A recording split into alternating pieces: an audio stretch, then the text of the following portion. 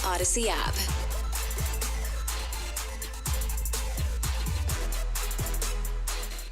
Good morning and welcome in. This is the Mason Crosby Show presented by Verizon, the official 5G network of the Green Bay Packers. My name's Mitch Nelles, a.k.a. Thunder.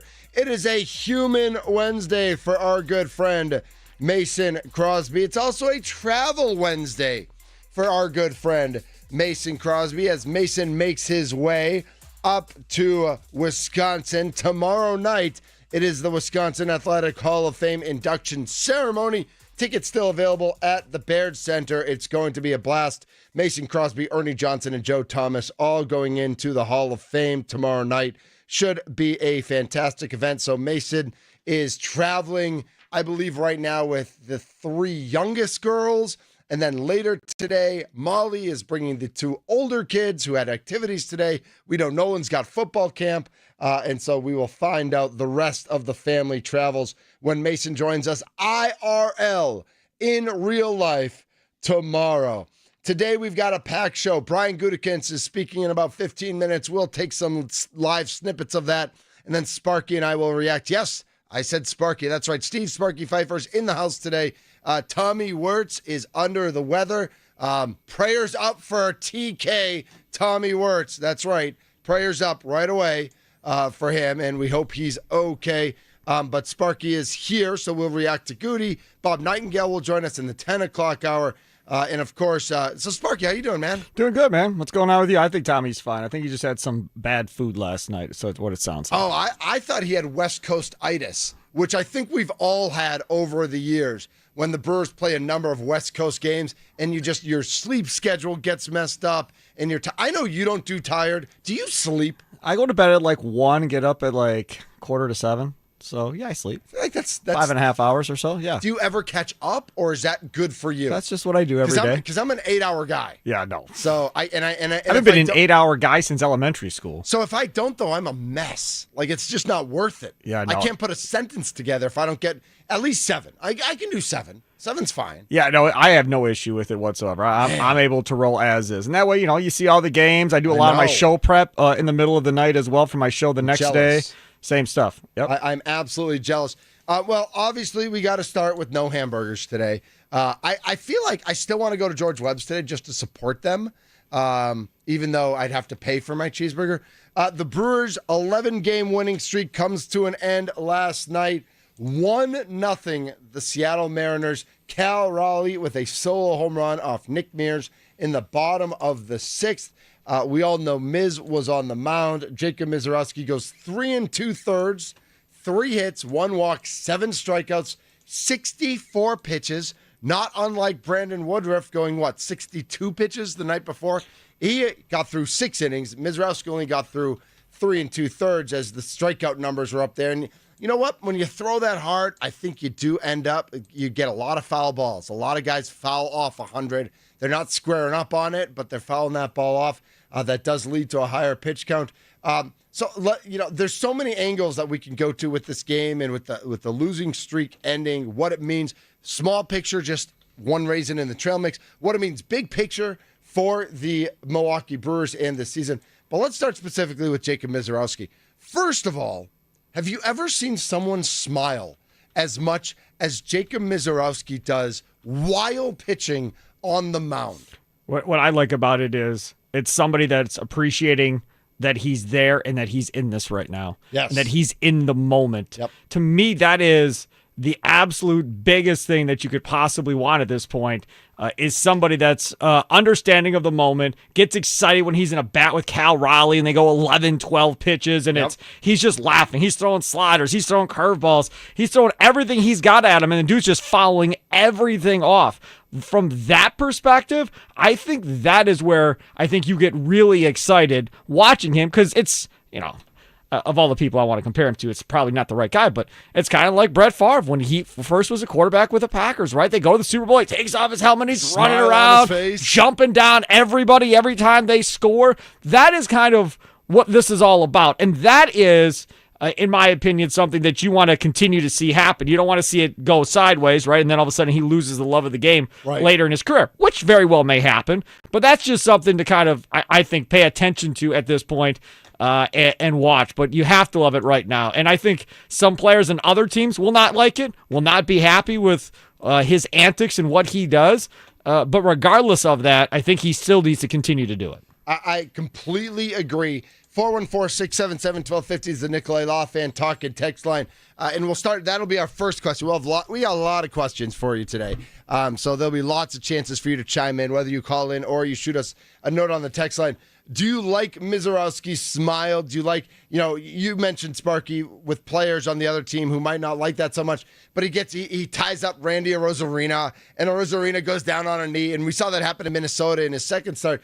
And Randy Arozarena is kind of known as kind of that happy-go-lucky, fun guy who does get intense at times, but he's got a big smile on his face. And so Mizorowski, who I think had a smile on his face, his smile just got bigger because he saw that Arozarena was like in on it with him. And it's like, yeah, I'm sure Arozarena doesn't like striking out, but just like that, the concept of a guy throwing 101, 102, that you sometimes you just got to laugh at that. That previous inning, or maybe it was 2 innings before, when he was, first he walked off, he thought he had a strike, they didn't give him a strike. Yep. He came back on the mound, then he got the strikeout, blows him away. He did what he does, right? He's jumping up and down, screaming at the fans and everything else. And the camera pans to Rosarena, and you're like, he's not too happy about this. Like he doesn't want to see that because he was at second base, and you could tell he was kind of miffed by that whole little celebration that he did hopping off of the mound. So then when he comes up again, and you see that interaction, like you said, he's smiling back at Mizorowski, and I don't know who Mizorowski was talking to later once he was in the dugout, but he was chirping at somebody else across to the other dugout or whatever, laughing. Okay, and I don't know who he was talking to, but he was having a good time. Either way and having a lot of fun. And, everybody's like, oh, I can't believe you pulled him out. And I used it on Twitter last night, the hashtag Protect the Miz. Yes. Because that's what this is all about, right? You have to figure out how can you get him to the point where he can still give you something in the playoffs. 97 innings last year for Jacob Mizorowski. It's the most he's pitched. Adam McKelvey reported they want to stay somewhere between 45 to a 50% increase. With that in mind, you want to kid him somewhere around 140, 145 innings probably, and not much more than that by the time the season is over. So after the game, Pat Murphy was talking about they didn't want to go any more than 4 innings, right? No more than 4 up and downs. That's what they were looking at. And then pitch count was the other number that they were looking at. So they end up having to pull Mizorowski when they did. This is how it's going to be going forward with Jacob Mizorowski. You're probably not going to see a whole bunch of starts where he goes 6 innings. May you see one here or there, right? If he lines up against the Cubs, I haven't looked ahead to see if he lines up against the Cubs next week. But if he lines up against the Cubs, maybe they let him go longer in that game because that means more. This Mariners game didn't mean much, right? They're in the AL. You have a game lead in the division. It's not that big of a deal if you end up losing that game. So from that perspective, maybe it changes based on situation. Yeah, and there's so many angles to go on Mizorowski, and not just Mizorowski, but if Cortez comes back, do they go 6-man? Because they're not just protecting Mizorowski, they need to protect Woody as well, as we saw. Yeah, he had a little calf twinge or leg twinge the other night, but at 62 pitches, they might have taken him out anyway. And then you look at, can they pitch Woody and Miz on back-to-back days, or are they going to have to juggle this rotation? Because if both of them are on pitch counts, can you work your bullpen that much? There's so many different angles. Like Pat Murphy, as much as we say, sometimes with baseball teams, you just throw your 9 out there and you throw your pitching staff out there. Pat Murphy's earning his contract this year with how he's going to manage not just Jacob Mizorowski. And I love the hashtag Protect the Miz, by the way. Sparky, I just reposted that. I think it has to be, that's what it has to be about the next couple of months. It just does. And I know we all want to throw 8 innings. By the way, next Monday is Matthew Boyd versus Jacob Mizorowski. First guy out. Yep. I bet you money. Mizorowski replaced in the All-Star game. Correct. That's interesting. That's an interesting matchup. I would bet you money that he throws more than he did this last game. Yes. And then the start Home after game that, against the Cubs, right? The start after that, then they'll reel him back in and maybe look more like what he did against Seattle. They're going to have to pick their spots to where they want to extend him and then reel him back for maybe a 3-inning start later down the line and kind of, bump him back and forth. Maybe when Ashby comes in after him, like it was DL Hall and Ashby earlier in the year. Maybe it's Ashby or DL Hall following him in those short starts. Yeah, it's still so much to get to from the game last night. It's a 1-0 game. It's a second game in a row where like you're in the 5th inning, 1 hour in, which is absolutely great. And you thank the pitch clock, but also thank the pitching performances for that. So Miz goes out after 3 2/3. Cal Raleigh hits a solo home run off Nick Mears, and it's like, you can't really be mad at Nick Mears. Like, it wasn't a good pitch. We all agree. He would agree. But Cal Raleigh's leading Major League Baseball in home runs. The Brewers had kept him quiet the entire series. And again, the Brewers gave up 1 run last night.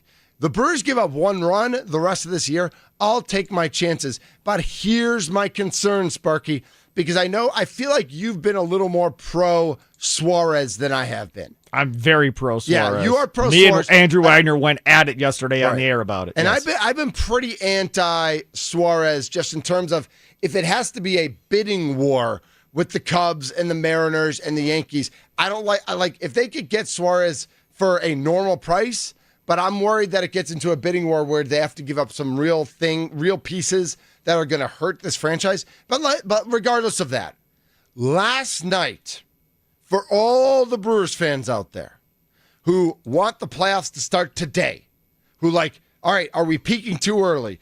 Can the Brewers still be this good in October? How do we get ready for October? What do we need to do? For all the Brewers fans out there, last night's game is the blueprint on how to beat the Milwaukee Brewers and why the Brewers may need another bat. I'm not saying it has to be Suarez. I don't know who else is out there. I don't know who else will be out there. But when you lose games like the Brewers lost last night, 1-0, that's the type of game we're going to see in the playoffs. Because every night you're going against a playoff team. You're not going against some 500 team's 4th pitcher. You're going against the best pitchers the Dodgers have to offer. The best, Kershaw's probably not starting in the playoffs if the Dodgers have all their pitchers healthy.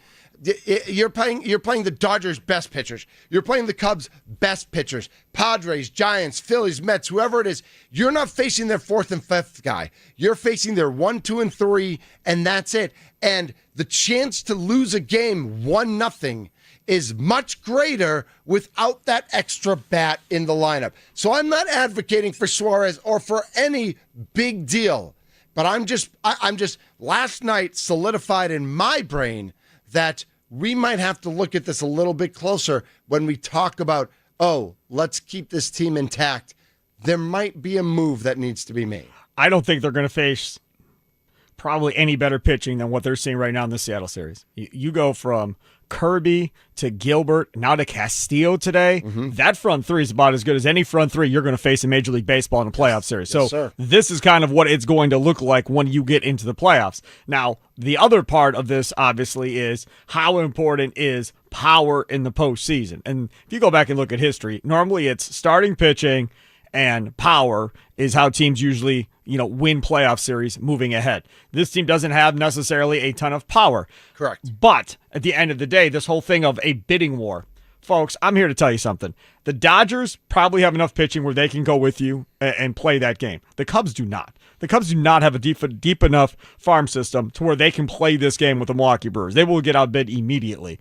And I said it the other day. If you talk about what you have at AAA right now, right? Mm-hmm. So Chad Patrick, Henderson, yeah. Tobias Myers, Carlos Rodriguez, and then you have Ashby in the bullpen, DL Hall in the bullpen. You have Quintana as well. You take all those guys, and let's say the D-backs say, we want 3 of them.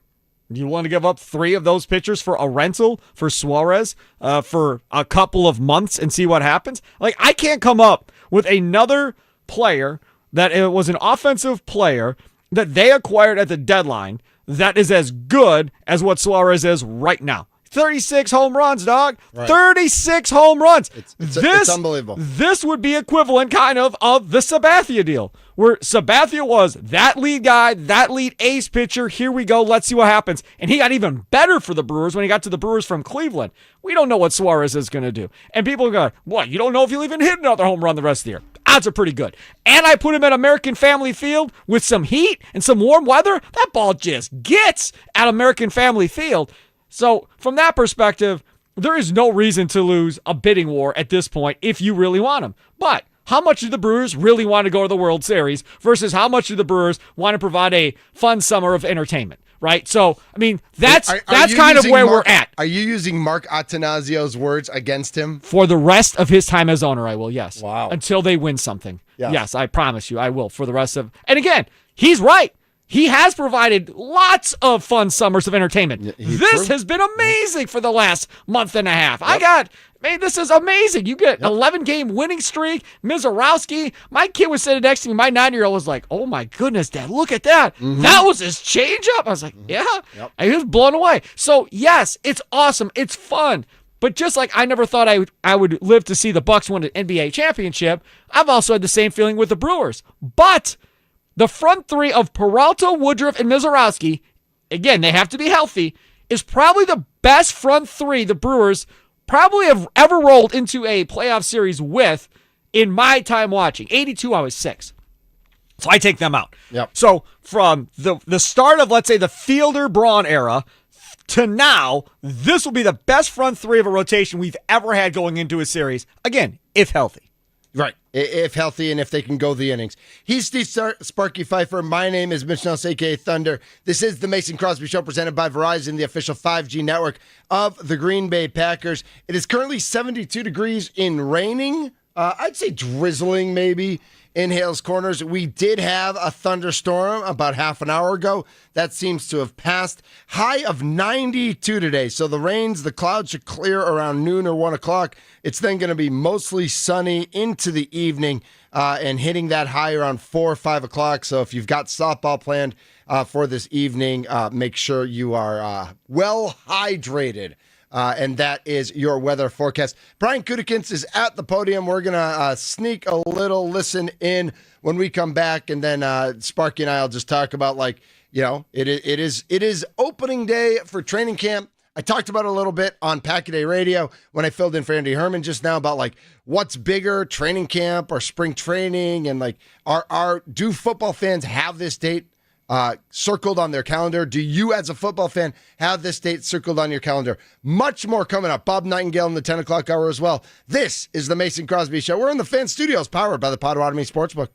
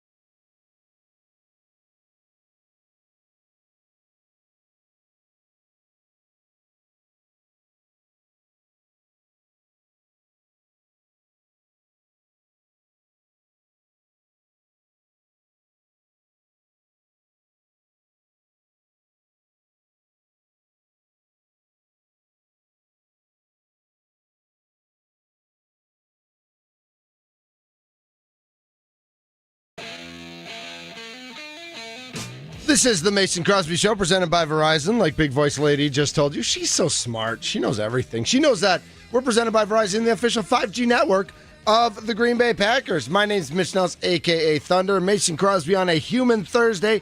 Steve Sparky Pfeiffer is here today. Tommy Wirtz is homesick. I don't know. Chicken? Should we send him some chicken soup or something, Spark? Is that what we do? I'm not sending him anything. He'll be fine.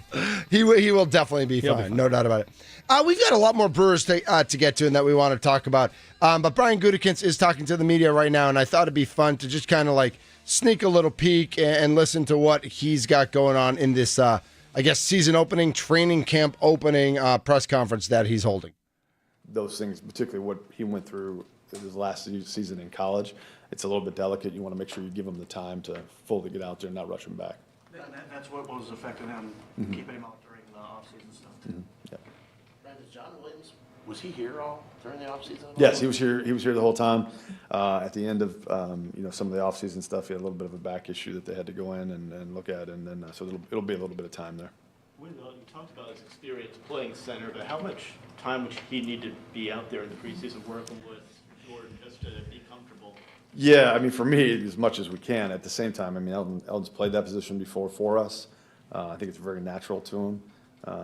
Again, he's very gifted there, so we like him out there as much as possible. But at the same time, he's had to go in there in very short amount of time, and he's excelled. So, but yeah, I mean, all our players, we'd like them out there as much as possible. On the defensive side of the ball, you have the scheme shift. Jeff coming in last year, a lot of young guys getting used to it. What are you most excited with, seeing how the pieces that you've added this year in those second-year guys in that system? Yeah, I think for me, I think now that Jeff really has such a better familiarity with our players, and getting back, he was in college for about 5 years, so understanding the league, I think he's really bright, exceptional, and I think just him understanding our players, the league. Taking the lessons he learned from last year and applying them. I mean, obviously, we were pretty good at the end of the year last year on defense. We're bringing most of our guys back. So, I'm excited to see what he's able to do. I'm going to jump in. Brian Gutekunst at the podium right now as training camp gets underway. They hit the field in about an hour. And I like that question about the defense and about Jeff Hafley. And that, I think sometimes we forget that last year was his first year as the defensive coordinator with the Packers. And we saw improvement with that defense during the season. We know Kenny Clark was a little banged up.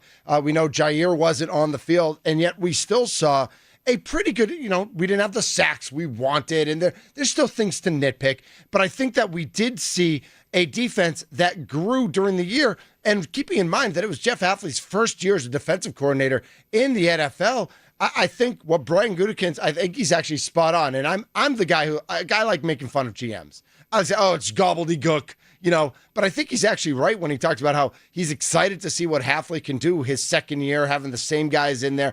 I'm not saying this defense is going to be top 5 or anything like that, but I'm excited to see what they can do this year, Spark. He should have said, I owe Hafley an apology. Ooh. I'm so sorry to my defensive coordinator that I've given him absolutely zero help in his front seven so he can play the style of defense that he really truly wants to play. Instead, I've left him out on an island, and now he has to figure out how to bring different blitz combinations and everything else in order to get home to hit the quarterback. I apologize to Jeff Hafley for not giving him a suitable replacement as a number 1 corner in the secondary. I mean, they went out and got Hobbs. Okay, that's fine. Right. Maybe he turns into a number 1 but DB he's at not some point. Come on. We'll see. I mean, it's younger guy still, so we'll see if that develops. But the fact that Hafley was able to keep that defense together without Alexander last year, having to rely on Nixon to be essentially the number 1 cornerback in that secondary with Carrington Valentine.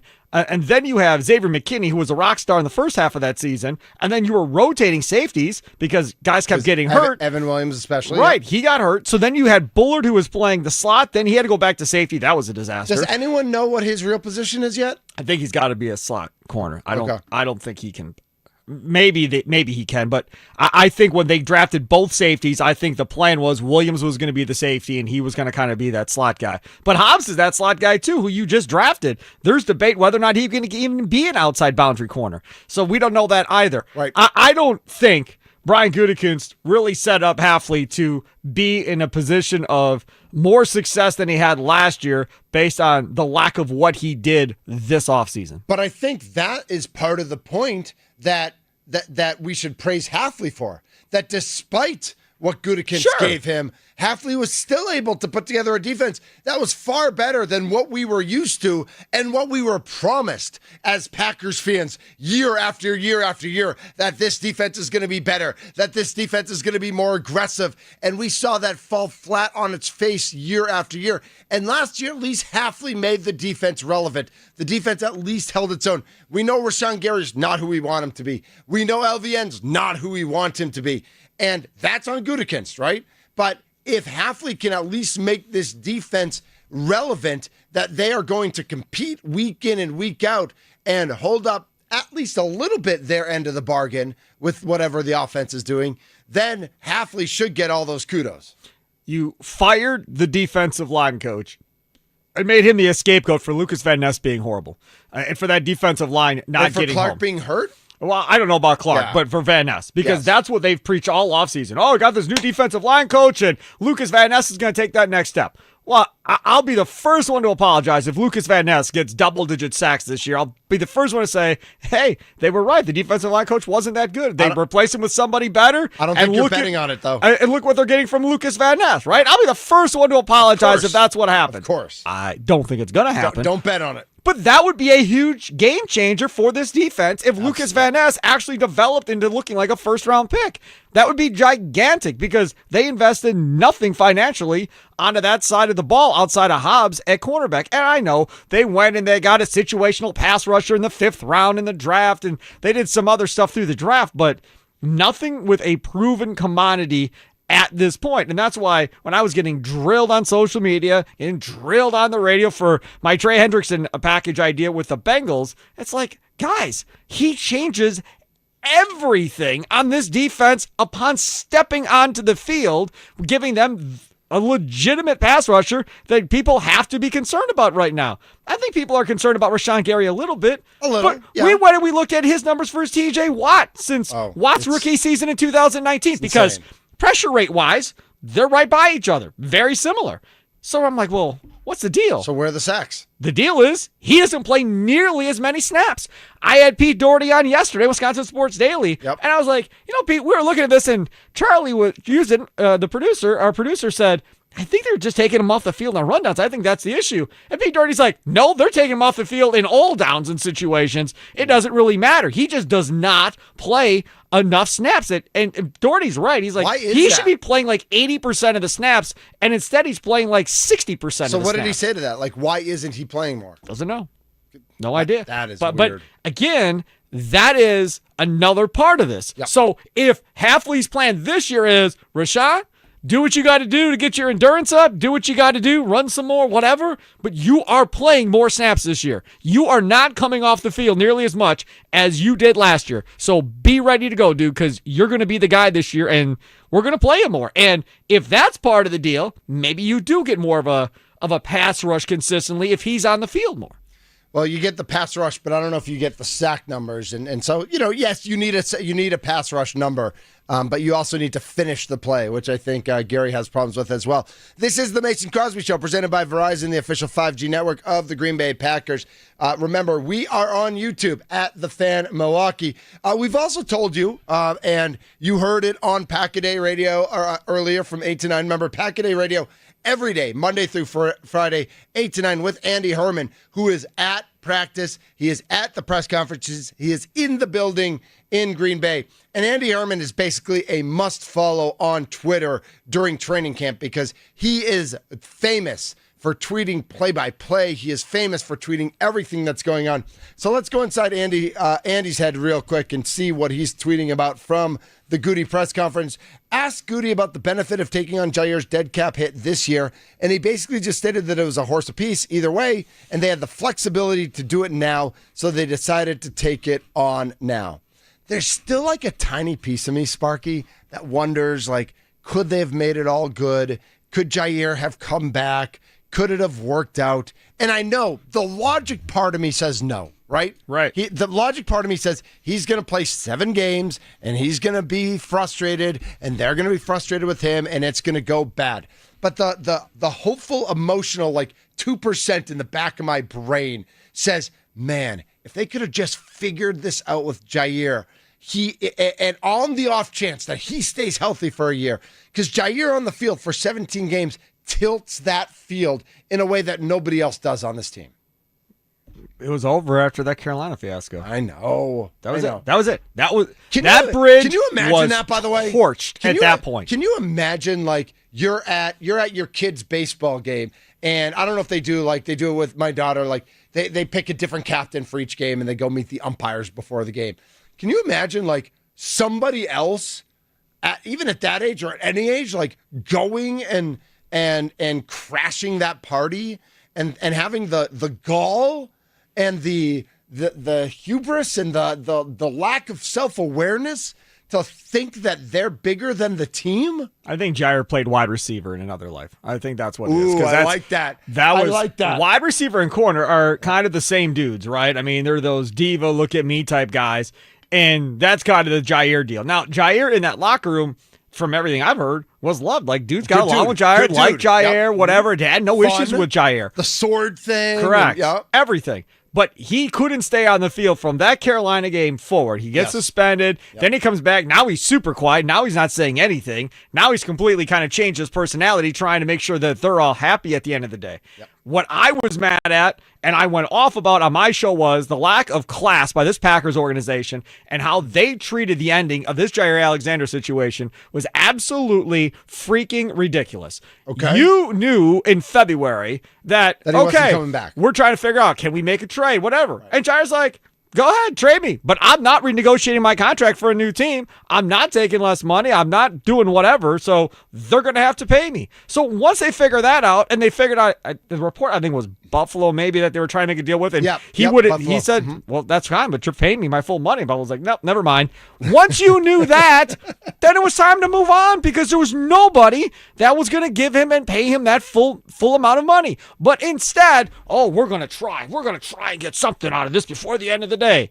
Knowing damn right well that it was going to be after June 1st. You played this whole thing out. Then we get into May, and it's, we're going to try and work on a deal. And I told Charlie, I was like, you want to make a bet that this is not really what's happening, that they're going to lowball the heck out of him to make sure he says no. Yep. And that's pretty much exactly what happened. That is exactly they went to Jair and said, hey, man, we're cool. No guaranteed money, though. Pay to play. And he's like, forget you. I'm out. And this all could have been done. You could have had a post-June 1st designation at the end of February before the league year kicked off, and then he could have went and signed somewhere right away when free agency opened. Instead, you screwed up and waited all the way before the first mandatory minicamp. But why do the Packers have to do that? So stupid. But why, like, if they're not getting anything for him anyway, they're eliminating his chances of being able to sign certain places because by the time they let him, they care about his chances. Oh, you're saying because they don't think he's good, or they don't have to do him a favor. Like, it's not the Packers' job to do Jair a favor. Jair did them no favors on the field. I understand. Well, I mean, he was pretty good when he was healthy. Let's not act like he sucked this whole time. Right. So he was pretty good when he was healthy. It's just, I don't know. I think a lot of people look at the Packers and think first-class organization, they do everything in the right way. Yeah. A perfect example. Yeah. Look at yesterday. Josh Jacobs is walking around the new Packers locker room. Yep. They spent boatload. Yes. Like those showers and the go to bathrooms. Packers.com and watch the tour of the new locker room. Dude, it's amazing. Like, they put a ton of money in there, and those were already really nice. Yep. And they went and they redid everything. Underground parking for the players. Governor Brown would come walking in a Lambo and flip-flops in the snow, man. And now these dudes don't even got to get out of their car. They get out of their car, it's all heated, it's all nice. Yep. They go up. They walk right in. These guys are spoiled. The Packers do it all the right way. They're always first class. They do it the right way. I just feel like that was kind of, it seemed to me at least, they can tell me, oh, you're wrong, Sparky. It seemed calculated to me that they were going to screw this dude and take this thing all the way to the end and narrow his options down of where he could go play. I think you're right. And what I would argue is on the business side, they are who you think they are. They do things all the right way. Yes. On the football side, that's not necessarily the case. We've got a lot more coming out from Brian Gutekunst. I want to get a couple of these headlines, and then we'll take a break and come back and react to them. Bo Melton is changing his number to 16, and we'll see most of his reps at cornerback in training camp. He's not going to be on this team, is he? If he is, it's because do you remember? Let's go back. When we were in OTAs and he took a couple of reps, right, at cornerback, what did I hear from everybody? Everybody was like, oh, Sparky, you're overreacting. He's going to play wide receiver. They're just screwing around. Don't worry about it. That's not what we said. Well, maybe not you, but I heard it from Andy Herman. I heard it from Charlie Usen. Everybody telling me I was overreacting. It's not a big deal. Don't worry about it. We said the only way for him to make this team is to show that he can still play wide receiver, but that he could play maybe some corner or D-back or whatever it is, and still be the special teams ace. Like, he's going to make the team because of his flexibility. If he plays well. Right. If he makes the team, it'll be because of his flexibility, not because of how good of a cornerback he is or how good of a wide receiver he is, because he's probably not good enough at either, but maybe a little bit of both, plus what he does on special teams. All right. It comes out that, let's see, we talk about, obviously we know Christian Watson's hurt. John Williams has a back injury that he's dealing with. Elton Jenkins is also dealing with a minor back injury. Goody says when Elton's back is good to go, he's expected to be out on the field. Technically, he hasn't missed anything yet, and that the expectation is that Elton Jenkins will be out on the field after dealing with this minor back injury. Goody also talks about Christian Watson, says his rehab from the torn ACL is going great this offseason. He's a freak, said Goody. He did a run test the other day and looked great. It's an ACL, so we're going to take our time with him, but he's pressing to get out there. We've also got some Quay Walker news and more that we will get to on the other side of the break. Remember, everybody, the highly anticipated Border Brouhaha Softball Slam is this Sunday. It's in Beloit at ABC Supply Stadium. It's where the Sky Carp play. SkyCarp.com is where you go for tickets. SkyCarp.com. Mason Crosby's hosting it. Jordy Nelson's going to be there. Sparky's going to be there. Tommy's going to be there. With God's help, of course, that he recovers from his illness. I will be there as well. All proceeds benefit Make-A-Wish Wisconsin, which is an organization that we've all known for years. They do amazing work in the community. So whatever you're doing on Sunday, make a day of it. Bring the family. It's going to be phenomenal. It's going to be. There's a kick. There's not a home run derby. There's like a kicking field goal derby or something before the game. I don't know. I saw the run. That's at noon. The game starts at 1. I don't know what that's going to be, but I'm sure it'll be a blast. I'll tell you this much. Y'all better stay hydrated. We looked it up yesterday. A real feel of 105 in Beloit. On Sunday. So Mitch will have like 5 shirts he'll change in and out of during the course of the game. I'm going to have 17 Gatorades minimum. Yes. But go to skycarp.com for tickets. Skycarp.com. It's going to be a blast. That's this Sunday in Beloit. Make those plans. Make it a day. Get to ABC Supply Stadium for the Border Brouhaha Softball Slam hosted by Mason Crosby. This is the Mason Crosby. More response to Brian Gutekunst coming up. Bob Nightingale in the 10 o'clock hour. We are presented by Verizon, the official 5G network of the Green Bay Packers.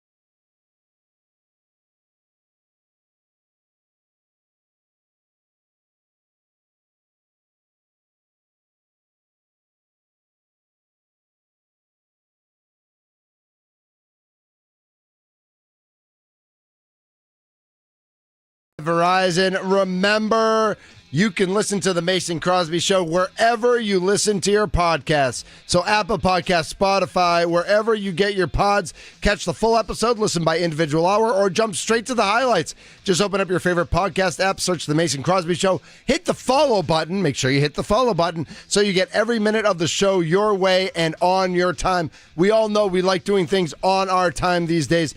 You can listen to the Mason Crosby Show presented by Verizon on your time now as well. My name's Mitch Nelles, a.k.a. Thunder, and it's just one of those days that's like, you do circle in your calendar. You do have that date ready to go. And this used to be a date years and years ago for a long, long time that whether it was circled or not, it signaled the end of the Brewers season, right?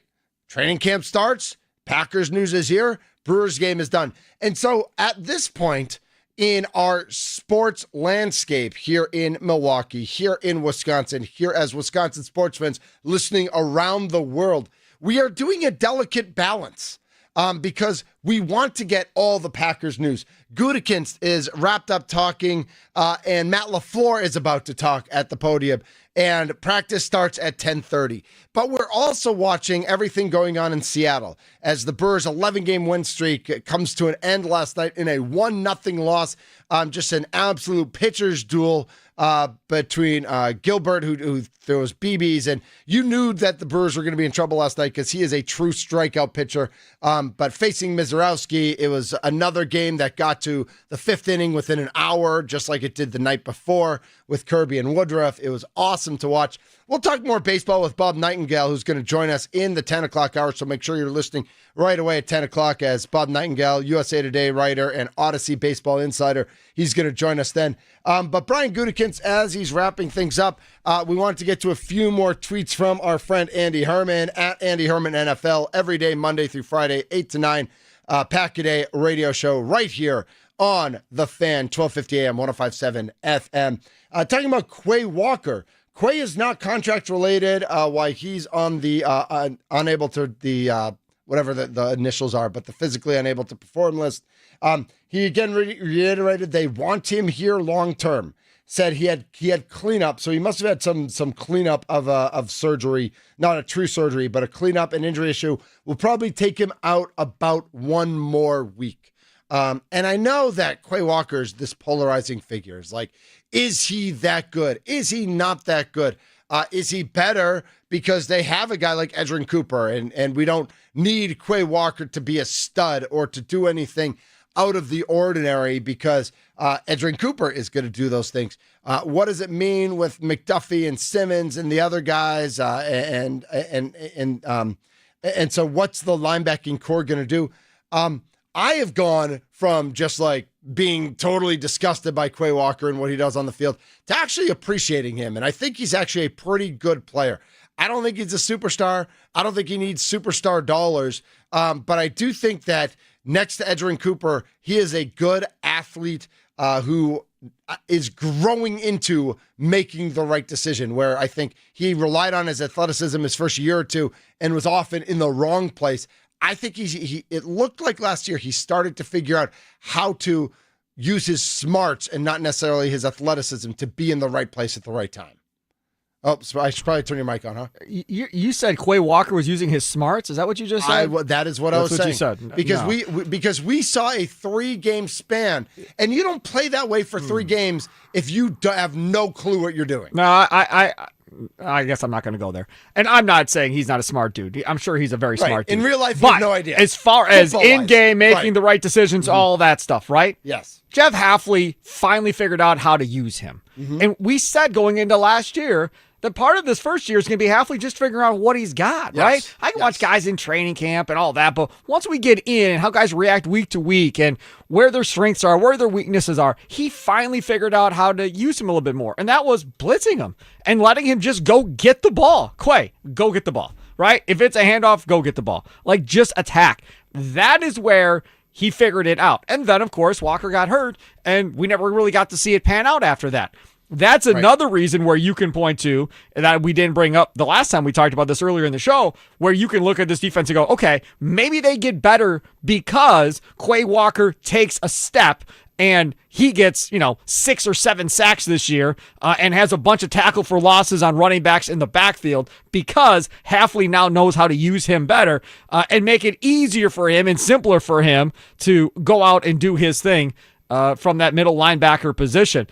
The fact that we're sitting here at this point and the linebacker we all talk about is Edgerrin Cooper, who also was in the wrong place sometimes at the wrong time, right? Over pursuing whatever, guys cutting back on him. But he also made huge plays and tackle for losses. We all expect him to take another step. You brought up Isaiah Simmons. We'll see what he is. Former first-round pick of the Cardinals, uber athletic, and can do a bunch of stuff. How Hafley will decide to use him. And Simmons has already said, hey, this is kind of cool. They're just going to play me at linebacker. I don't got to worry about trying to figure out how to play safety and how to do all this other stuff. Right. They're going to play me at one position and put me in a position to succeed, something that I think he claims has really never been done with him in his career in the National Football League or maybe even in college. So I think that could be the X factor maybe of this defense if they figure out how to unlock Isaiah Simmons' athleticism to make big plays from that linebacker position. And it's Simmons, it's Walker, it's Edgerrin Cooper.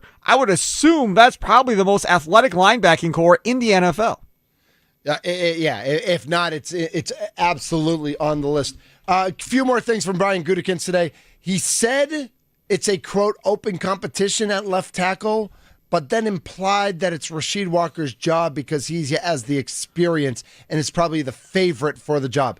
I don't think that's surprising. That makes sense. If if Jordan Morgan's much better than Rasheed Walker, he should win the job. But if they're even or Rasheed Walker's a little better, you don't just give the job to Jordan Morgan because he's a first-round pick, do you? We have to get to Bob Nightingale coming up here in a few minutes, our Odyssey MLB insider, who wrote a great piece, by the way, for USA Today that we can get into as well. But real quick, if you thought Rasheed Walker was all that, why didn't you extend him? Why is he sitting here in a lame duck year? If you thought Rasheed Walker was all that, why is that the case? If you thought Rasheed Walker was that, why are we taking a first-round pick and putting him in competition at left tackle? You didn't pull that crap on Bakhtiari, ever, right? You just took care of him. You clearly still don't believe or trust that Rasheed Walker is the answer at left tackle. Otherwise, you wouldn't be running Jordan Morgan out there. Then, if you put him at right guard, again, Pete Doherty yesterday on Wisconsin Sports Daily goes, I don't think he beats out Sean Ryan if you put him at right guard. Doherty thinks there's a good chance that he sits on the bench and is the swing offensive lineman. What a waste. In the second year of a first-round pick, man. That is infuriating. And I know that you want to play your 5 best guys. Yes. I get that. But if they've wasted a first-round pick, that is infuriating. Yep. No doubt about it. You're absolutely right. We got to get to Bob Nightingale. He has a great piece up right now on USA Today where he writes that the Brewers... So some people calling them the island of misfit toys. Are they embracing their power of friendship? Great piece. Sparky, I'm going to embrace my power of friendship with you right now. Don't hug me. Oh, that's what I was going to do. No I was hugging. coming in for the hug. No hugging. All right, No. all right. You're still my friend. Yeah, thank you. All right. Bob Nightingale, Odyssey MLB insider, writes for USA Today, has written for everybody, it feels like. He's going to join the show next to talk about what this Brewers team looks like today, what it could look like 8 days from today. And, of course, we'll talk Mizorowski and Churio and Yelich and everybody as well. The Mason Crosby Show is presented by Verizon, the official 5G network of the Green Bay Packers. We're in the Fan Studios, powered by the Potawatomi Sportsbook.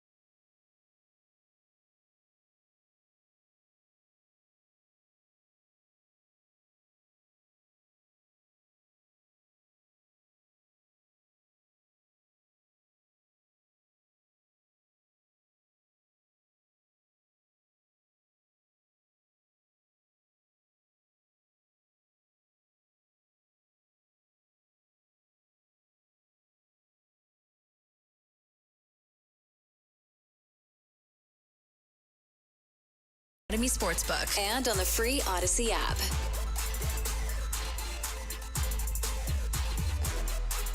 This is the Mason Crosby Show presented by Verizon, the official 5G network of the Green Bay Packers. My name is Mitch Nelles, a.k.a. Thunder. It is a Human Wednesday. It is also a Travel Wednesday for Mason Crosby as he makes his way to the great state of Wisconsin. The Wisconsin Athletic Hall of Fame induction ceremony happening tomorrow night. And super excited. We're about to be joined by Bob Nightingale, USA Today. He's going to be jumping on. Sparky, is he on the phone or is he on the... Okay. Yep, I see him there. Yes. So we're joined by Odyssey MLB insider Bob Nightingale. Insider calls are presented by Grainger for the ones who get it done. Grainger offers the professional-grade products you need delivered when and where you need them. Call, click Grainger.com, or just stop by. Bob, welcome to the show. Thanks so much for jumping on today. Yeah, sure, man. My pleasure, Mitch. Absolutely. So let's jump right in. You got an article, talk about perfect timing. I don't know if we did this on purpose or if this just was serendipity, but you've got an article up at USA Today right now, posted this morning. Milwaukee Brewers are an island of misfit toys and MLB's hottest team. I get the reference. I think a lot of our listeners get the reference, but I'm guessing for the younger generation, when you tell people that they're the island of misfit toys, what do you mean by that, Bob? Well, what it is just this from the pitching coach, Krzyzuk, and it's just, hey, these guys are cast-offs. They've been released. They've been DFA'd, and they're considered misfits in the loving terms. And they just a fun group to be around. And what makes them, so together is that they all have similar backgrounds. That they were misfits, that they didn't come up to the organization. They were someone's discarded players and other gems for the Brewers. I think it's interesting. Of course, we have you on the day after they that they lose their 11-game winning streak and lose last night 1-0 in Seattle. But still, I guess in baseball terms, it was a well-played game. Mizorowski pitches well again, even though it's a shorter outing. But kind of from afar, what you're watching these Brewers, and we all think they're having fun. It seems like from your article, people nationally can kind of get that feeling as well. But what is it like? What does this team look like from afar? Well, just nobody knows them. They're so anonymous. I think when Pat Murphy said, over the week in L.A., then when I talked the other day, is that hey, the people in Japan, a lot of Japanese reporters in Los Angeles got the Dodgers, couldn't name, 5 players from the Brewers. And I told Pat, I don't think, people in the United States can name 5 players from the Brewers outside, city of Milwaukee.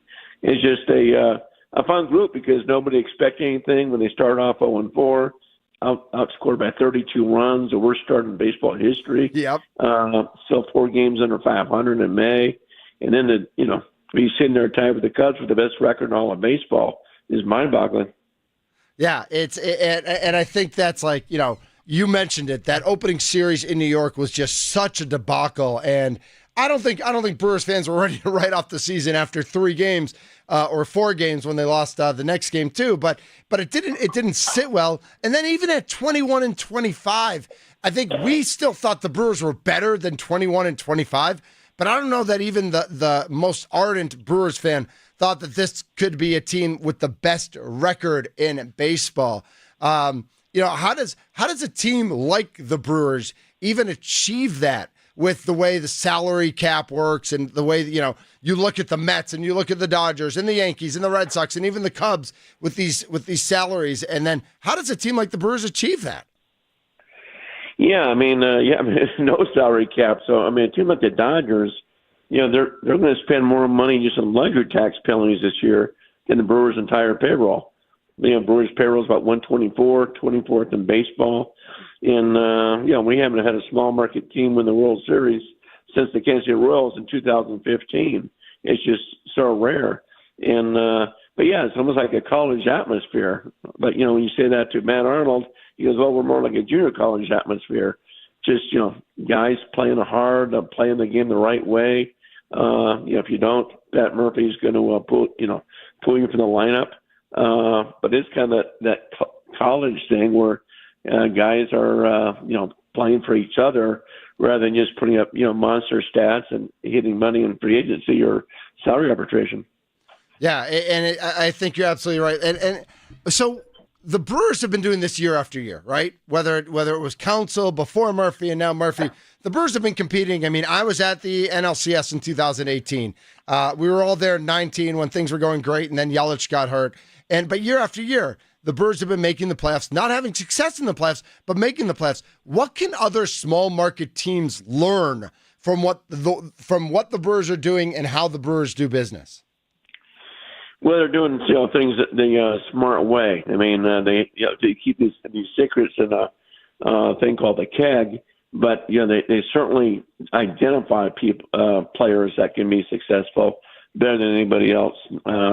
Nobody develops players, or pitchers should say, develops pitchers better than the Brewers. They always come up with the pitching.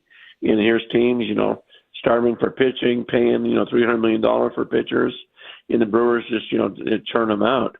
So they got a great system working that other teams don't. The only other team close to this would be very similar would be Tampa Bay Rays, small payroll, and they're in the playoffs almost every year. Bob Nightingale joining us on the Mason Crosby Show presented by Verizon. Insider Calls, Odyssey Insider Calls are brought to you by Grainger for the ones who get it done. Grainger offers the professional grade product you need delivered when and where you need them. Call, click Grainger.com or just stop by. Jacob Misiorowski pitches last night. He goes 3 2/3. He's I don't know if he's taken the baseball world by storm. He's certainly taken Milwaukee by storm. He did pitch in the All-Star game, but also on an innings count and on a pitch count, and that's one of the reasons he came out of the game last night. What excites you about Jacob Misiorowski and having made the All-Star game? Are people nationally watching him a little bit more? Are people annoyed that he made it after 5 starts? What are people thinking about Misiorowski? Well, they love watching him. I mean, he doesn't get that publicity like Paul Skeens did a year ago when he came up with the Pirates. Assuming there's a lot more hype with Skeens, and that's probably true because he was the first pick in the draft and everything else. Here's a kid came from the Air Force Academy. Then went to LSU. So there was a bigger buildup. But Misiorowski is just, throwing that hard, with that many pitches. He's already thrown like 340 pitches over 101 miles an hour. And so it's starting to get more attention. I think his name got known for the All-Star game. There was some resentment originally from some veterans. Then they kind of backed off when they realized, hey, there's about 11 or 12 players that backed out of the All-Star game. They didn't want to pitch. Yeah. So when it came down to it, it's okay. MLB said, do you want Misiorowski? Do you want Emilio Pagan from Cincinnati? Do you want Livertor from St. Louis? It was clear that Misiorowski was the right pick. And he did well, which bodes well for the Brewers if he pitches in the postseason games, where I think people thought he might get unnerved and, that sort of thing, but kept his composure very well. We talk about Jacob Misiorowski, and, if you look at some of the betting odds, he's already the favorite to win the National League Rookie of the Year. That might also speak to that there's not a great crop of rookies this year, except for the catcher in Atlanta. But we think about last year's rookie, Jackson Chourio, and, before this season started, yes, we all knew about Misiorowski and we were excited for him, but there was real excitement about Jackson Chourio following last year. And I think that excitement's still there. He hasn't exploded the way some people maybe expected him to, but he still had a very, very solid year. It's easy. It's funny how easy it is, though, to forget, like, oh, Misiorowski's here. We forgot about Chourio. I'd love to hear your thoughts on Jackson Chourio and how good you think a player like that can be. Yeah, it's almost like, what have you done for me lately? Who's the next big young guy? And he's still 21 years old or so. And and sometimes it takes time. Julio Rodriguez, people in Seattle say, how come he hasn't turned that star yet? Mm-hmm. It takes time. Pitchers adjust to you. You got to adjust back. It used to be, hey, Jackson Holiday, what's he going to do? He took a step back, and now he's performing. So a lot of it just, takes time. You're not going to just overnight be one of the best players in baseball and then just keeping that up where there's going to be some, highs and lows. I think that's what's happened with Churio. It certainly has happened with all the young players, whether, O'Neill Cruz of Pittsburgh, Ilja La Cruz of Cincinnati, Sure. Nicholas Rodriguez. Yep. You have a quote in your article. Again, Bob Nightingale joining us here, and excited to have him here on the Mason Crosby Show. He's on the Fan Guest Hotline, powered by Gruber Law. You have a quote here from Pat Murphy that says, "We're the little engine that could. We have a lot of heart. These guys are hungry, and it's hard to be hungry when you're full." Is there any fear that now that the Brewers have the best record in Major League Baseball or are tied for it or whatever, and going forward over the next 60 games, we'll be battling for that moniker? Is there any worry that they could get full? That they're not the hunter anymore. They're the hunted because of how well they've played over the past month. I don't think so. I don't think, Pat Murphy or Matt Arnold, the GM, anybody will let these teams or let these players get satisfied or fool themselves. I don't think that's going to happen. It's not like you're coming off a World Series championship or anything like that. I think they all still feel that sting of last year, going out the way they did against the Mets. And I think just kind of, hungry in the sense to, okay, last year wasn't a fluke. We're going to get past that first round and get people excited about, possibly playing in late October. Yeah, absolutely. I think that's what Brewers fans are really yearning for. We've seen a number of years. They lost in the first round to the Braves, then they lost in the first round to the Diamondbacks, and then last year it looked like the Brewers were going to get over that hump. They had the Mets down, and of course, Pete Alonso's heroics off of Devin Williams are very well known about here in Milwaukee, and some heartbreak with that series. What do the Brewers need to do? We talk a lot about Eugenio Suarez because, as you mentioned in your article, they have their team. They're the little engine that could. They have some decent speed. There's not a lot of pop with this team, that's for sure. Do they need to make a trade for a 30 home run a year guy? Do they need to make a deal for the middle of this lineup if they really want to go far in October? Yeah, I don't think so. It's not a gaping hole. It's certainly still getting production doing it that way. Suarez can be streaky. Whoever trades from Suarez, he could go 3 weeks in a huge slump. It's not like he's a 350 hitter. This is a guy that was almost released a year ago. He was probably 24 hours from being designated for assignment, and then kind of took off. But I think the bidding for Suarez would be so high that why waste your bullets for a guy like that? I think the Brewers are going to make some improvements, probably add on to the bullpen, maybe get some pieces there, which a lot of teams want. Sure.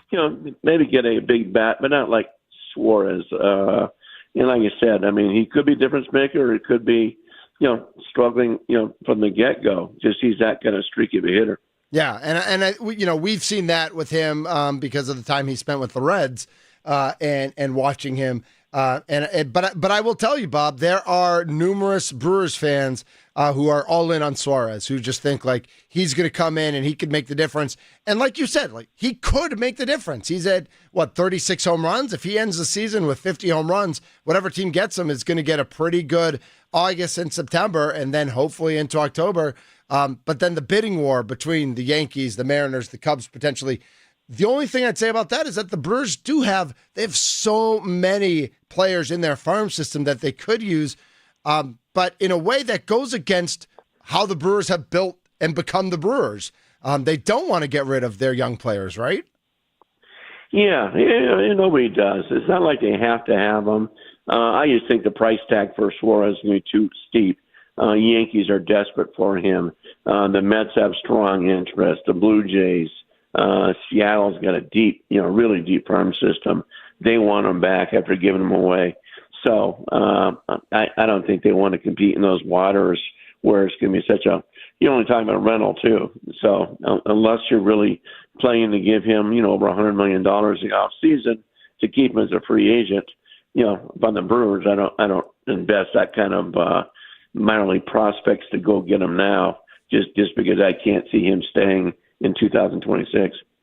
Odyssey Insider Calls are brought to you by Grainger for the ones who get it done. Grainger offers the professional-grade product you need, delivered when and where you need them. Call clickgrainger.com or just stop by. One other thing I loved about your article, Bob, is like you mentioned Isaac Collins and Caleb Durbin and Quinn Priester. And I think like as good as these guys have played this year, the rest of Major League Baseball has still got to be scratching their heads and saying, who the heck are, I mean, the first game out of the All-Star break, the Brewers are at the Dodgers. The Dodgers just got swept by the Brewers in Milwaukee. They've got to be wanting some revenge. Tyler Glasnow is on the mound and Quinn Priester pitches a gem. Like the rest of Major League Baseball has got to be saying, how does this happen that the Brewers get these guys nobody's heard of before, and they're not only performing, but they're performing at this level, at the major league level?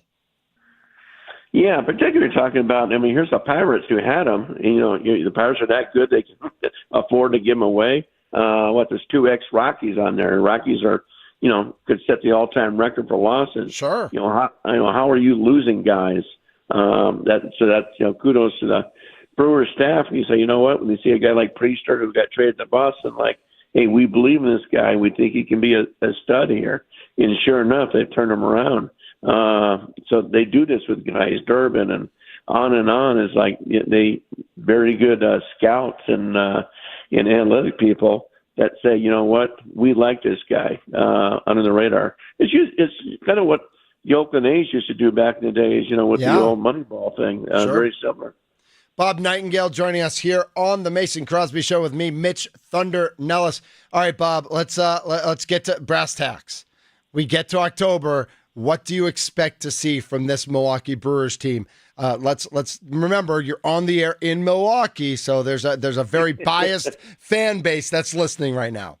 A few years ago when they reached the playoff, right before the playoffs, I picked them to win it all, and then I think that's when Devin Williams hurt his hand. Yep. And then what was it 2 years ago? Woodruff. The night before the playoffs started, we found out Woodruff was out. Yeah. Yep. So that sort of thing. So I think I said to Mark Anaccia, hey, I won't pick you guys again. I'm not trying to be a jinx.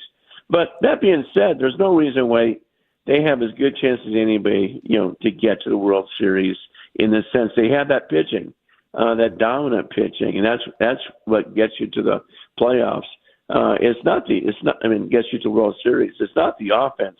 Offenses tend to get shut down, during October, but the pitching is the one that stands out. So if the bullpen can withstand it, McGill and the starters they have, love the fact that Woodruff now has a fresh arm. Yep. Doesn't have all those innings on it. So you got as good chances as anybody. Can they do it? Who knows? It's such a crapshoot. I think it's going to be fascinating, even though it's in August, just with all those games against the Cubs. I wish those games were September, make it even more dramatic. But it'll be it's still a fun 5 time to see how they measure. Right. It's still a 5-game series at Wrigley in late August, so that should be a blast. Yeah, and I think the Brewers are still fired up over that. Remember, the game was rained out. Oh, we still talk about that. It was sunny. It was sunny and 75, and the Cubs called a rain. We still talk about that game here in Milwaukee and how scared the Cubs are of the Brewers. Absolutely. Well, Bob, thank you so much for taking some time this morning. Hopefully, we can do it again as we get closer to the playoffs, and I'll do it. I'll schedule it not for a Wednesday, so Mason can be a part of it as well, and you and Mason can maybe talk a little football. I don't know if you even talk football at all. But Mason's always looking to talk football, so we can do that. All right, sounds great. All right, thanks so much, Mitch. Absolutely. Thank you, Bob. That was awesome. Bob Nightingale, he's our Odyssey MLB insider for the ones who get it done. Grainger offers the professional-grade products you need, delivered when and where you need them. Call clickgrainger.com or just stop by. Thanks to Bob Nightingale for joining us on the Fan Guest Hotline, powered by Gruber Law. One call. That's all. And I like the fact that he's not willing to take to predict the Brewers to win it all, because he has jinxed us in the past. But there's a lot to like with this team. There's a lot of players to like with this team. And it makes it hard when you talk about making a trade in the next 8 days because we like these guys so much. But as my friend Steve Sparky Pfeiffer will tell you, like, it's great to like people. It's better to win baseball games. Sparky, I think you're in line with that. That okay? Yeah, I'm in line with that for sure. Yeah. No question Like, about we it. love Caleb Durbin. Like, he's become such a great spark plug. But if we can get a guy who's going to hit 40 home runs, like, Caleb's still going to have a spot on this team. Well, again, but that's a difference maker. Right. I mean, you can rotate Suarez in at DH a couple of days a Absolutely. week and let Yelich play out in the field and let Durbin play at third base. I mean, you're going to have a lot of different options at this point if you're the Brewers, if you go make this deal for Suarez. And again, it would be the most all-in move they've made in Matt Arnold's tenure for certain, and probably in David Stern's tenure as well, as far as at the deadline making a gigantic move.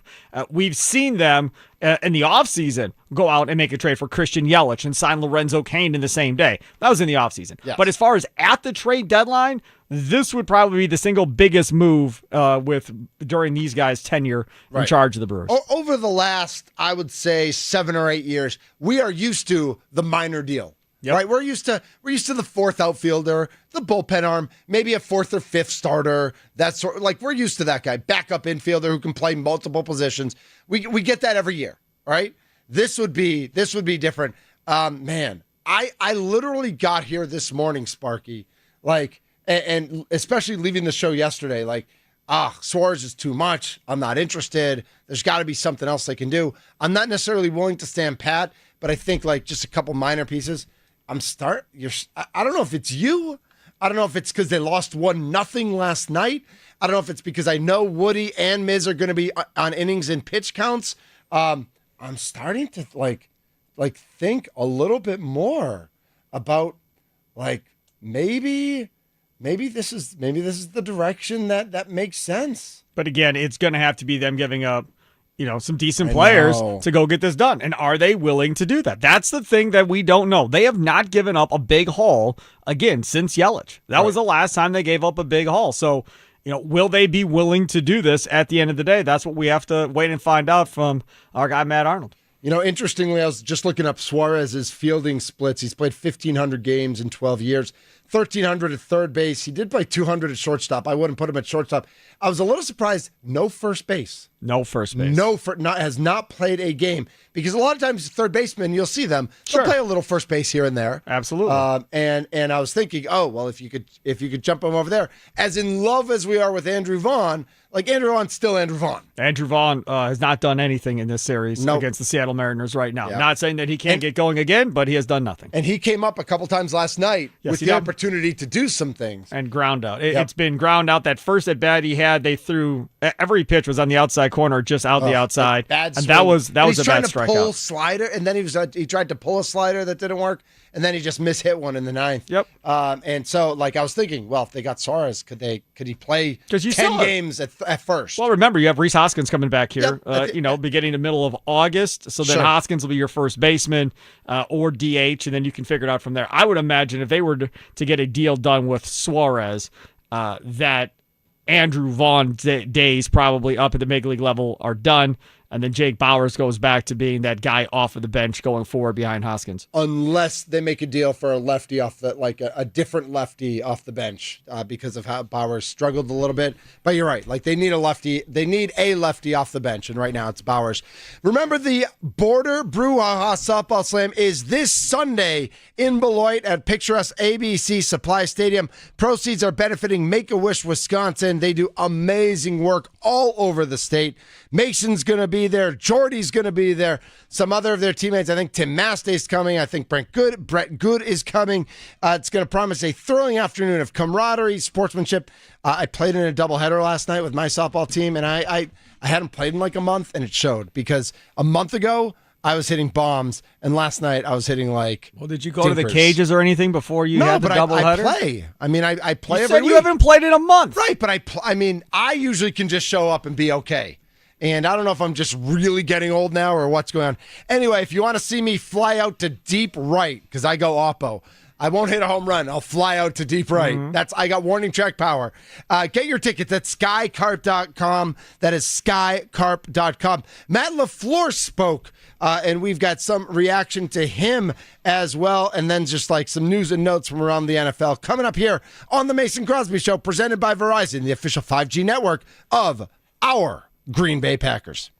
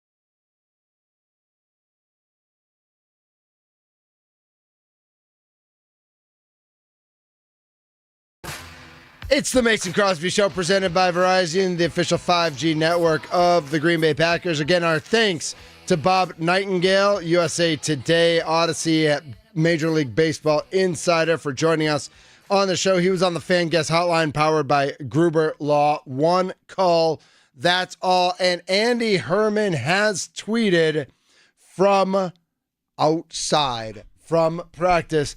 And one of my favorite things over the years. This is Mitch Thunder Nelles, by the way. This is the Mason Crosby Show. Mason's on Human Wednesday. He'll be back tomorrow, IRL, in real life, in studio. We set up the cameras yesterday.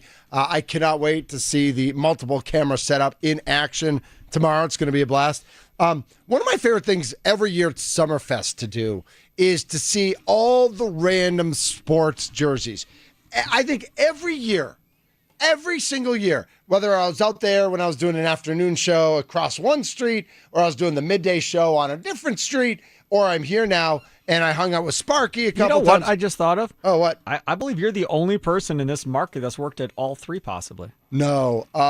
Is there somebody else? So I think Brainerd has had a minute, like not a regular gig. He's never done anything regularly here. Right. No, regularly, I'm not sure. No, you're the only one. Doug Russell? Has he done all? I guess he was Doug. Yeah, he was at TMJ or whatever back in the day. So I guess so. Yes, there's a couple. Too. Yep. There's a couple others, but not. Yeah, I don't know if that's a good thing or a bad thing, Sparky. I don't know either. I just thought when you said that you were here at Summerfest for one station, Summerfest for a different station, I was like, damn, like he might be the only one that's done all three. But yeah, Doug Russell would definitely be one. Yeah. So one of the things I always love looking at is like random jerseys, and I will say like since I first started in radio. Every year, I see a random Toronto Raptors jersey, whether it's Vince Carter or Tracy McGrady, or then like every once in a while, I'll see like I think I saw a Charlie Villanueva Raptrs jersey. How about a TJ Ford Raptors jersey? Ooh, that's a good one. Because they were traded for each other. For whatever reason, I would always see a random Raptors jersey. Well, anyway, I love that Andy Herman has his post. The first 4 jerseys he saw practice. Did you see this one already? I did. I saw it, yep. I was going to quiz you on it, but. So the first 4 jerseys, no surprise, I think, that the first 3 are the quarterbacks. Favre, Rodgers, Love. Because what jersey do you buy? Like if you are a casual to pretty hardcore, not all the way hardcore, where you're going to buy somebody random. Yep. But if you're just like a casual fan or you're a Packers fan, you're going to buy the quarterback. I had a Rodgers jersey. I had a Favre jersey at one point. I borrowed a Rodgers jersey from a friend at one point. And I actually held on to it for a couple of years before I gave it back.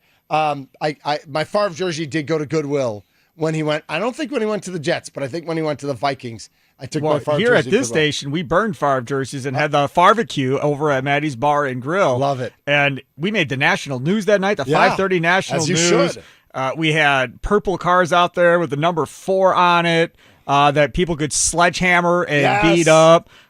We had all kinds of $4 specials at Maddie's Bar and Grill that day as well. We had burn pits going where people were dropping their Packer Favre jerseys in. What else? We had. Did anybody burn a Jets Favre jersey? Because I assume that was when he went to the Vikings, right? Yeah. Yeah. But I mean, what? No, because if 5 people bought that jersey. But if you have a Jets Favre jersey, it means you're a Favre guy, not a Packers guy. Well, anybody that has a Vikings or a Jets Favre jersey is a Favre guy, right? Which, like, I on some level I get, because we loved Brett Favre to a level that we never loved Aaron Rodgers. Like, and maybe it's because of social media or the way the world is right now. The way I always described it, Sparky, I don't know how you did, but I always said, we got together every Sunday to watch Aaron Rodgers play.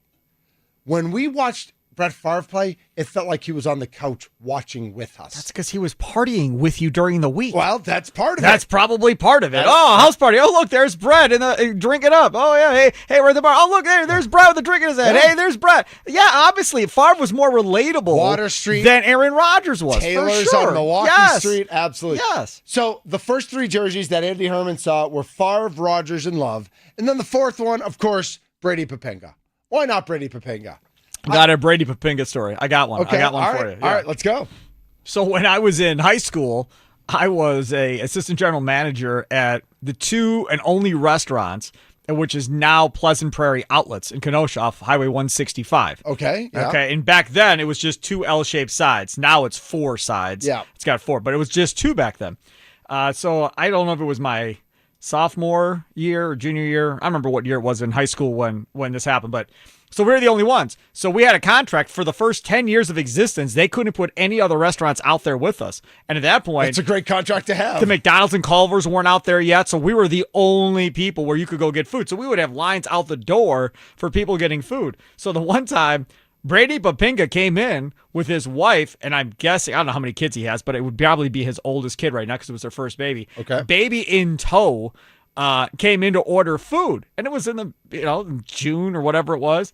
And I go back totally randomly. I go back in the kitchen. I'm like, dude, I'm pretty sure that's Brady Papinga out there. Yeah. And my cook, who funny enough is now my kid's baseball coach. Okay. He's like, you sure? I was like, I'm pretty sure, man. And I still remember what he ordered. He ordered a bread bowl with spinach soup, I think is what it was, in the bread bowls that we used to have. Right, because if you get the spinach, I mean, that's a great bread bowl order. Yes. Right, yeah. So he ordered it. We gave him the food, whatever. Then he came back up a second time to get another one. I'm like, well, now I'm asking. So then I was like, yep, sure enough, Brady Papinga, there you go. And nobody talked to him. I don't think anybody knew who he was at that point back then, because that was like 93, somewhere in that area. So before, but he was like, if you said his name, people knew who he was, but I don't know if people would have recognized him. They were on the climb up, but they weren't Super Bowl champs at that point. Oh, that's funny. So other news coming out of Green Bay, and you mentioned it a little bit earlier in the show. There's a couple videos up at Packers.com. One, Josh Jacobs seeing the new locker room, and one like the hype video for the new locker room. And I don't know, like what hundreds of thousands, millions of dollars the Green Bay Packers spent on this locker room. I know as Packers fans, we want the team to be competitive. Like, it's important for the facilities to be good, for the players to be taken care of, for the food to be good, for the grass to be good, everything. But part of me is like, when I see these hype videos for like things that are for millionaires, I get kind of like weirded out. Like, why do I care what they're like? I don't know. Like, it's because it seems to me it's like you're jaded. Am I? You're a media guy that's jaded. I don't think it's media. I think it's poor. I'm a poor guy who's jaded. Yeah, maybe but that's not even it. Like, I think. I understand what you're saying. Like, well, we'll never have that. Why do we care? Right. But that's not it. Like, for a lot of fans, it's just the allure of seeing what the locker room looks like and how cool it is. And if you have kids, man, look at what these lockers have. They have fans for the helmets and all this other stuff, right? And, LED lighting in every locker. And look at this bathroom. Oh, my goodness, man. Imagine that. And all individual showers and all of this stuff, right? I mean, back in the day, it was one big shower with a bunch of shower heads, whatever else. Now they're all individual showers with curtains, the whole deal. Dude, I went to summer camp, overnight camp, and it was just one big room. Yes. Can you imagine that's that how now? That's how it was when Of I was course when I was in high school. Now these kids in high school don't even shower at all, ever. Like, they go, they do their athletic class, whatever, and they get right back in their clothes and keep going because nobody wants to go through all that rigmarole. So is there a little bit of the concept of excess, though? Like, as a society, this hero worship of our athletes, that they get all these cool things. They're already millionaires. Then they get all these cool things in addition for free. Mm-hmm. And like, we are spending $500 on tickets, and like $500 to my salary equals X to their, like, it's just like that. That's the part that I worry about, the economics of sports in general. I think, like, is there going to be a point where the common fan can't afford sports? Pretty sure we're there. Right now. I don't know if it's when, but I would think a lot of people can't afford season tickets already and can only go to maybe one or two games a year. I just gave up my Bucs season tickets. Right. So I don't think it has anything to do with the locker room. I think you hear more of that when you hear, Giannis signs for 50-some million. Right. And even then, if you're a Bucs fan and you're a Giannis fan, even then a lot of people are like, oh, gotta keep Giannis, whatever, pay him whatever he's worth. Right. But I think where you see more of that vitriol and anger comes when you have players holding out of camp for more money. Terry McLaurin, Scary Terry, holding out of camp in Washington, right? Mm-hmm. Shamar Stewart holding out in camp in Cincinnati. Now, he's a little bit different because he hadn't got paid yet. Right. But these guys that are worth all this money, and demanding a trade away from my favorite team because they want to go play somewhere else, even though they're under contract and making all this money. Sure. That's when I think you hear man, screw these guys, man. They're multimillionaires and everything else. Just shut up and play your contract out, in Milwaukee or wherever you may be. And then you're a free agent. You can go wherever you want to go. Like, what's your deal, right? So I think that's where people get mad. Like, if you're at a job and you get a raise, like my kid came home the other day, said he got a $2 raise at his job. I was like, that's awesome. A lot of money. That's a lot of money, right? The owner came in, said, hey, I've been noticing what you've been doing, blah, blah, blah, blah, blah, everything. I'm going to bump you up $2 an hour. And he's like, oh, okay, sounds good. So, I mean, you have those instances. Then you have other instances where you work for a company that doesn't give raises, right? You just never get a raise. You've been in the same company for 10, 12 years and don't get a raise. And then what happens? Then you complain to your friends or your family members, I'm getting screwed. I deserve a raise. They haven't given me a raise. But do you do anything about it? Do you go apply for other jobs to go try and make more money somewhere else? Some people do. Or some. But there are some that just have a pity party for themselves, never move jobs, but want to fight and complain about how bad their job is and everything else, but never even really try to go and find a higher paying job doing something similar to what they do or whatever the case may be. So there's all kinds of different scenarios that you can paint out here as who you're talking to and then what they think of, the sports figures or the sports. The other issue is if you have an issue with how much they're getting paid, quit watching them. Mm-hmm. If nobody's watching them, easier said than done, but yes. If nobody's watching them on Amazon Prime ain't paying all that money for the NFL if nobody's subscribing to Amazon Prime to watch it, if they don't have all these viewers. If you're not watching the Packers every Sunday, these over-the-air TV deals are getting, which may be gone anyhow, but those aren't going to get renewed at the amount of money either. The reason they're getting paid what they're getting paid in large part is not because of how many people go to games. The NFL does not care if you sell out a stadium. The NFL, a majority of that money that goes towards payroll comes from revenue sharing, and it's all national money, right? Yeah. So as long as we all are watching the National Football League, their contracts are going to be through the roof. As long as we all are watching the NBA and doing our thing, now in that case, a little bit more goes towards local ticket sales, but still, lot of it is the NBA revenue sharing with the digital streaming and everything else. There's more avenues for revenue and for these teams to bring in money than there has ever been before. Before it was radio, TV. That's it. Now you have all these apps that want to bid on rights and everything else. So the more money that's coming in that's being split amongst owners and players is why they're making all the money they're making. Netflix. Yes. To your point, ticket prices. Right. Yeah. Yeah. You can argue about ticket prices. Yeah. I've screamed and yelled about the horrible, god-awful parking prices for Bucs games for years. When we had Peter Fagan in, while that thing was trying to go up, I said, please tell me that we are not going to be paying, $25 for parking. You're right. We're not. We're paying $40. Insanity. He's Steve Sparky Pfeiffer. I'm Mitch Thunder Nelles. We are at the Mason Crosby Show today, presented by Verizon, the official 5G network of the Green Bay Packers. And Sparky, this is why we love Andy Herman, right? Andy Herman at Andy Herman NFL on Twitter. The truly breaking, impactful news from training camp. The first song of training camp played is "Right Foot Creep." I don't know. He said, "No, I didn't need to look it up. I have an 11-year-old." "Right Foot Creep" is a song by Young Boy. Don't know. Yeah, I don't. I'm the wrong person. I used to be the right person. Oh, really? Like until 5 years ago, I feel like I knew. And then pseudo hip hop music, which I would argue isn't really even hip hop music anymore. It's just, am I old? Because I think it's all auto tune and noise now. I don't listen to a lot of... Does that make me old? I don't listen to a lot of music. Is that what our parents thought of Notorious B.I.G. and Tupac and stuff their like parents that? hated Elvis and thought he was the devil. So exactly. It all depends. Right Foot Creep, your first song of training camp. We're going to do a little Thunder Watch when we come back. I'm going to introduce Sparky to the concept and see what he thinks of my current list. I have the list up and see where we are today with our list of Thunder Watch. Here on the Mason Crosby Show, we're presented by Verizon, the official 5G network of the Green Bay Packers. We're in the Fan Studios, powered by the Potawatomi Sportsbook.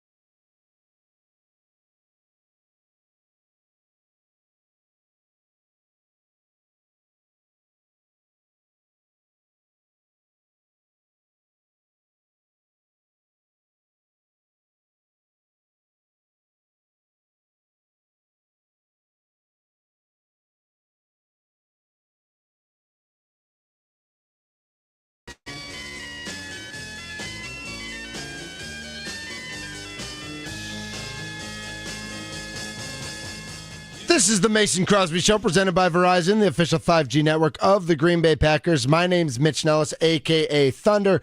Mason is back tomorrow. I'm guessing Tommy will be back tomorrow. I'd be shocked if he wasn't. The leadoff show today is at 1:30, which means that Wisconsin Sports Daily served up by Wendy's, which is from 2 to 5. Sparky will be jumping on half an hour early today. No. Sparky will be jumping on at 1:30 to host the leadoff show. Then Sparky will stay on to do the Wisconsin Sports Daily show at 2:30. It's Sparky all the time this afternoon, baby. It's all Sparky all the time. Exactly. Sparky all the time. So what I'm saying is you usually start at 2, but today you're starting at 1:30. Friday, I won't get on there till 3 because the Brewers play at like 3:15, 3:20, whatever it is. So Tommy will be on that first hour. So I was actually wondering, do the Brewers have to ask Major League Baseball or the Marlins for permission to play a Friday day game because they're doing the home run derby after the game? I don't think so. Have you talked about that? I think you could figure out whatever time you want to play at. Kevin Holden, Crunchy Kevin Holden, the old CBS 58 sports director, he's at a Carolina Mudcats game right now that started 20 minutes ago. Minor leagues is that they that's do all morning. sorts of weird things. Yeah, that's morning time. So, I mean, the Admirals play like noon games during the week, so you have all these school bus kids coming in. So, it's weird, but are you into that home run derby at all? Are you interested? Are you curious about it? I love it. I love the fact that they're going to have it on TV. That's what I love the most. Yeah. That game's sold out. So is it really? I believe it's sold out. Okay. Yeah. Nice. Yeah, it should be. I mean, that should be a fun afternoon. A 3:10 game, and done by 5:30. Then you have the home run derby. Because I'm a good guy. Yes, you are. The Brewers also tweeted out right now. If you go onto their social media, maybe right on the Brewers website, you can get $11 tickets for the game on Saturday against Miami, celebrating their 11-game win streak, and that is a Bryce Terang Platinum Glove bobblehead giveaway as well. Yeah, so get in there for whatever. But remember, 20,000, 25,000, sure whatever it is. That's not all fans. So make sure if you're going to get there early. Exactly. So every week when Mason's out, we do a little segment at the end of the show. Instead of Mason's Extra Points, we do Thunder Watch. Okay. And my concept of Thunder Watch, I started this a while ago, where it's not necessarily somebody we're mad at, but it's somebody like we're keeping an extra eye on in the Wisconsin world of sports. I'll give you an example. Like Luke Fickle's been on Thunder Watch off and on for a while. Doc Rivers, Jimmy Haslam, Jake Bowers recently was put on before he got put on the injured list, but because he'd been struggling. Chad Patrick was on it. Jared Koenig, because we're a little worried about what he's doing. And so, like, it's a concept of like maybe they're struggling a little. Maybe we need to keep an extra eye on them. You know, I don't think Bryce Terang's on Thunder Watch, but he did strike out 4 times last night. That's not a great look. I don't love that from the leadoff spot. And so we look at Thunder Watch for today. I don't know that I necessarily have a Thunder Watch, like the Brewers win 11 in a row and then they lose 1. I don't know that there's somebody, Joey Ortiz has been on and off Thunder Watch over the years. I guess Matt Arnold is on Thunder Watch. Not for anything bad, but just like, what's he going to do the next 8 days? And so that's who I would nominate this week. Does that make sense? I think that makes a lot of sense. I think he definitely should be on Thunder Watch. You have, about a week and a half or so left here in order for them to make a trade. If they don't make a trade, I'm going to be livid. If they don't go out and get a significant piece. I think the 2 pieces clearly are power bat, and then I think another reliever, going back to what you said about Jared Koenig. I think you have to protect yourself, mainly because you've been using these guys so much. I swear to God, Uribe pitches every day. So you have to protect yourself. I want Logan Henderson up in the bullpen. Yep, that would be another possibility, depending on if he's still on the team or not by the time we get to that point. That's a good point. But we'll see how this all goes. I think Thunder Watch for him makes a lot of sense at this point. Do I get to have somebody on Thunder? Absolutely. So somebody on Thunder Watch as well? Yeah, if you have a nominee, go for it. Yeah, I got a nominee. All right, my Thunder Watch person going into Packers training camp at this point is Romeo Dobbs. Ooh, okay. Because I've about had had my fill. That dude goes on Instagram and posts a picture of Steph Curry pouting on the bench and not happy with some weird song behind it or whatever else on the week training camp starts. And then what happens? All hell breaks loose on social media. And everybody's like, oh, Romeo's not happy. Oh, somebody check in on Romeo. Oh, you could have posted that in May, dude. You could have posted that June. You could have posted that. I said on Wisconsin Sports Daily, I'm going to say it here, the same thing. This would be the conversation. If I'm Matt LaFleur, because somebody showed it to him, I bring him in my office, I show him, what's this?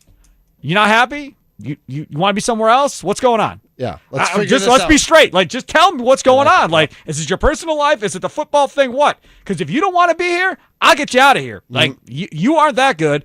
See ya. I'll get you to Pittsburgh. Go play with the guy Aaron. No problem. Exactly. But I am not dealing with drama again this year. Last year we had to suspend your rear end because you decided not to come to a training camp practice. I am not going to go through that again this year. There's just no chance. Right now, you look at it. When Christian Watson is healthy, and apparently he's coming back quickly. Yes, he is. Watson, Golden, and Reed are your 3 wide receivers. It's not him. Nope. And then after that, it's Wicks or Dobbs. Have your conversation amongst yourselves about who you think is better there. This team will be fine But if if Romeo Dobbs wants to pout. Yeah, if he's not happy, I love that. So Matt Arnold, Romeo Dobbs on Thunder Watch. Book it. Sparky, absolute blast today. Had a great time. Good stuff. I know you got a lot going on this afternoon, so you have at it. Everybody tune into the leadoff show at 1:30.